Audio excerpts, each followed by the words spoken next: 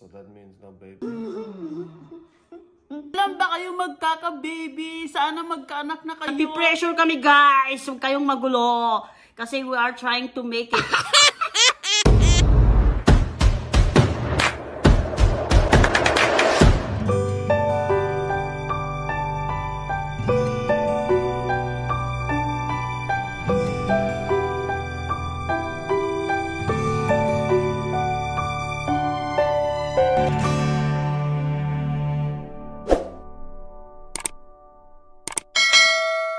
Hello guys! Welcome back to our YouTube channel.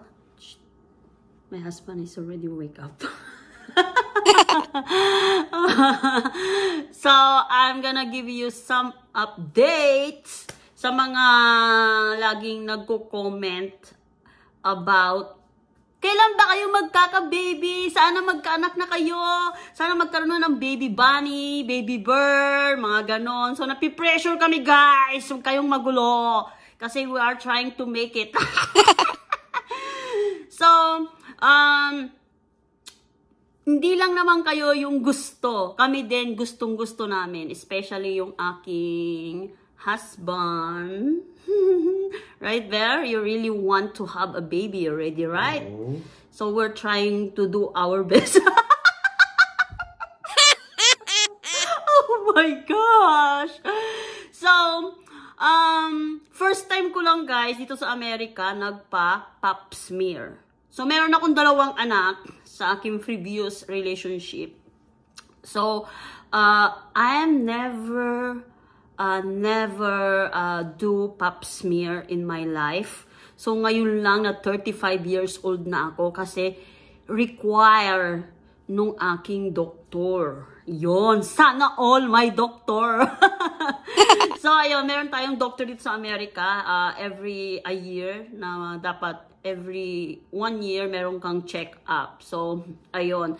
So, ni-require niya. So, nagpa-pap smear ako. Akala ko, kayo rin yung mga matris. Hindi naman pala, guys. Ang bilis lang. 5 minutes lang yata. Bumuka kang ganun. Tapos, oh, everything is normal. Everything is good. So, walang problema. So, yung doctor ko, pina-appointment niya ako sa OB ko. So, iba yung doctor ko, iba din yung OB doctor. So, sabi nung OB, normal daw, within 6 months, dapat daw mabuntis na ako. Oh, may limit yun So, ayun. So, we're trying already is 2 months na siya guys. 2 months na namin siyang sinusubukan. So, yung unang 1 month. sobrang disappointed kami. Akala ko buntis na ako. Na-delay ako ng 1 araw lang. 1 araw lang. Okay. Come here. I'm gonna tell you something. Period. Oh. So that means no baby? Aww. Show me then. What? I'm gonna show you that I have period.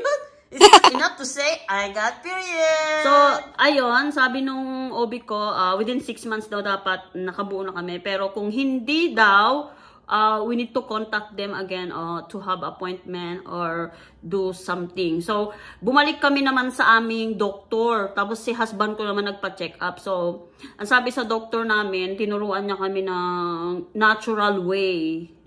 Yung calendar. Ayun. Akala ko, overage na ako. Charot. Pero hindi daw kasi nasa middle. Hindi naman ako daw. I'm not too young and I'm not too old. I was on the middle. Oh, di ba? So, kaya binigyan din kami ng 6 months. Sa age ko, ganun daw yun. 6 months waiting. Ganyan. Tapos, sabi niya, gawin namin yung natural way. So, calendar. So, let's say your pregnancy test. Let's say your period is today. Let's say today is, let's say, sabi natin, usually, yung period ko kasi, ako, every 30. Kumbaga, October 2, tas magkakaroon ako ng November 2, ganon. Usually, dapat 28 days, di ba? Magkakaroon ka na ng period. So, ganun yun sa akin. So, regular ako. Every monthly talaga ako nagkakaroon ng period. And then, from your first period, yung unang patak, patak ng iyong dugo, guys. Doon ka magbibilang ng 1 hanggang 14. So, yung pang 14, doon daw ay fertile ka. Fertile. So, ayun. So, kailangan yayain mo kagad yung asawa. I'm fertile! Let's do this and let's Ay, charot. So, let's go and jump to the bed. So, ayun nga, guys. So, namiss ko mag-vlog. You guys miss me ba? So, ganon. Tapos, binigyan din niya ako ng vitamin, folic acid. Ayan. Ito yung ano natin. Folic acid para makabuo. Ayun. So, yes guys. We really want to have a baby kasi sobrang, yung family ko, yung parang napipressure kami, mga kamag-anak ko, mga friends ko, you know. Siyempre, sayang yung lahi, no? Dapat malahian tayo, guys. Yon. So, we're 2 months na we're trying, and 2 months na siya, guys. So, let's see this month. We're going to do our best. So, sinudan yung my age, tapos, hirap din mga mabuntis, parang ganun. Actually, meron naman ako, I have kids. So, sabi naman ng doctor namin, and within 6 months na hindi pa kami makabuo, wala pang resulta, hindi pa nabuntis, we're not pregnant yet. So, we need to contact them and they're going to do some tests sa amin. So, wala pa kaming test, you know, we are doing a natural way pa. Kasi, we're just started and planning to have baby. Yon, di ba?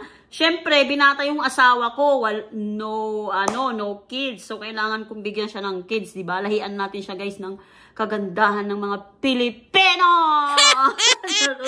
So, ayun, guys, sa mga nagsasabi na, kailan kayo magkakanak, ayon. Ha? We're trying our best, guys. So, we are also praying and, you know, we're asking God for the perfect time, the miracle, you know, ganon. So, don't give up. So, turuan nyo ako, guys, kung paano ba gumawa yung mga may dyan, yung may mga anak na dyan, ng mga yung may mga, mga baby. Turuan nyo kung paano gumawa.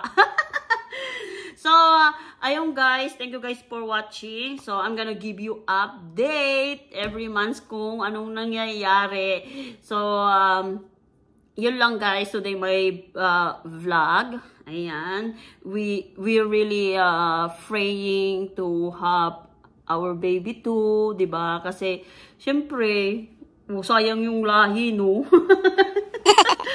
So, that's all my video today. Thank you guys for watching and supporting our YouTube channel. And please, kung ikaw ay bago lamang dito sa aking YouTube channel, please subscribe and comment below for any tips to get pregnant.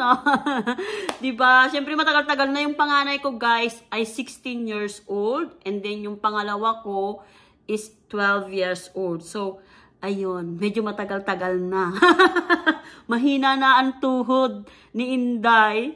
So, thank you guys for watching. Bye! See you to my next vlog!